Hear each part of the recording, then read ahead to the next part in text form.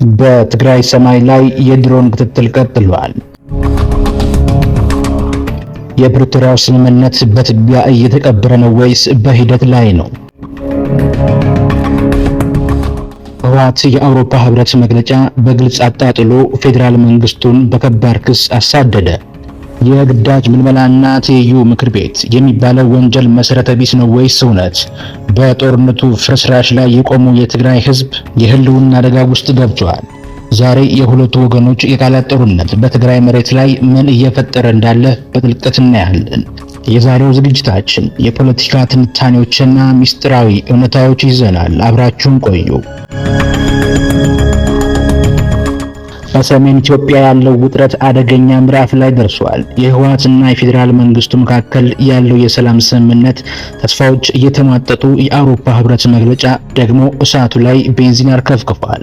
የአውሮፓ ህብረት በትግራይ ትይዩ ክልላዊ ምክር ቤት መቋቋሙንና የግዳጅ ውትድርና ምልመላ እየተካሄደ መሆኑን በይፋ መግለጹ ህወሓትን ከባድ ንዴት ውስጥ የከተተ ይመስላል። ህወሓት በሰጠው ጠንከር ያለ ምላሽ የአውሮፓ ህብረት መሬት ላይ ያለው ነባራዊ እውነታ ወደ ጎን በመተው በተሳሳተ መረጃ ላይ የተመሰረተ መግለጫ አውጥቷል ሲል አጣጥሎታል።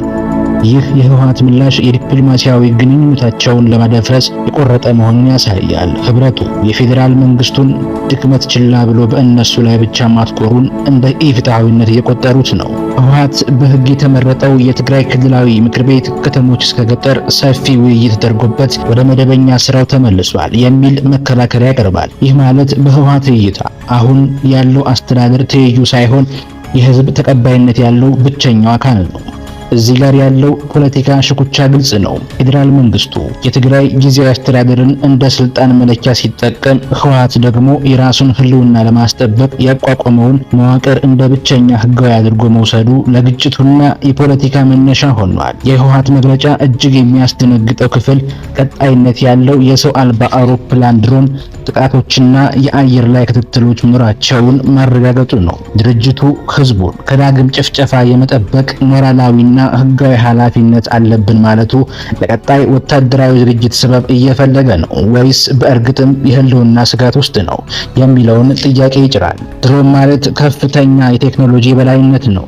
ህወሓት ይህንን የድሮን ስጋት እያነሳ የህዝቡን ስሜት ከጎኑ ለማሳለፍና የዓለም አቀፍን ማህበረሰብ ቀልብ ለመሳብ እየሞከረ ነው። የህወሓት ምላሽ ለፌዴራል መንግስቱ የሰጠው ትችት እጅግ ጠንካራ ነው። የነዳጅና የንግድ እገዳዎች በትግራይ ህዝብ ላይ የፈጠሩት ኢኮኖሚያዊ ሸባነት የሰላም ስምምነቱን መርሆች ጥሷል ይላል። የትግራይ ጊዜያዊ አስተዳደርን የፌዴራል መንግስት ቅጥያ ብሎ መፈረጁ በሁለቱ መካከል ያለው ክፍፍል ወደ ማይመለስበት ደረጃ መድረሱን አመላካች ነው። ውድ አድማጮቻችን፣ የዛሬው ክስተት እንደሚያሳየን በትግራይ ያለው የሰላም ሂደት በከባድ ፈተና ውስጥ ነው። አንድ በኩል ስምምነቱ እየጣሰ ነው የሚል የፌዴራል መንግስት ክስ፣ በሌላ በኩል ከመሞት መከላከል ነው የሚል የህወሓት መከራከሪያ፣ መካከላቸው ያለው የትግራይ ህዝብ ደግሞ የኢኮኖሚ እገዳና የድሮን ስጋት ተደቅኖበት ይገኛል። ይህ ጉዳይ የት ያደርሰን ይሆን? አስተያየታችሁን ኮሜንት ላይ አስቀምጡልን። እንደዚህ አይነት ጠንከር ያሉ የፖለቲካ ትንታኔዎችን ለማግኘት ቻናላችንን ሰብስክራይብ ማድረጋችሁን እንዳትረሱ። ሰላም።